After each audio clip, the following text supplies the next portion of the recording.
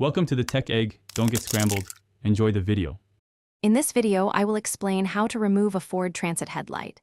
It's a straightforward process that you can easily do yourself with just a few common tools. First, make sure your vehicle is turned off and the parking brake is engaged for safety. You'll need a 10mm socket, a ratchet, and an extension.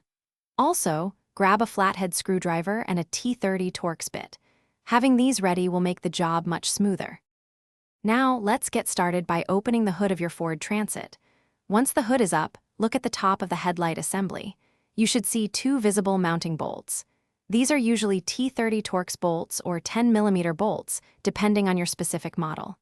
Use your ratchet with the correct bit or socket to carefully loosen and remove these two top fasteners. Keep them safe, as you'll need them for reinstallation. Next, we need to address the lower mounting points. There are typically two more bolts holding the headlight in place, often 10mm, located underneath or behind the bumper cover. You might need to gently pull or pry the bumper cover away slightly to gain access to these.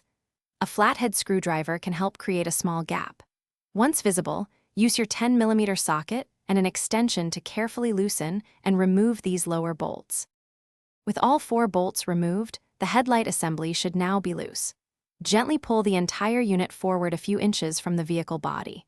This will give you access to the electrical wiring harness located at the back. Locate the main electrical connector, press down on its locking tab, and carefully pull it free. Once disconnected, you can fully remove the headlight assembly from your Ford Transit. Installation is simply the reverse of these steps. Thanks for watching. Consider subscribing if I helped unscramble your problems.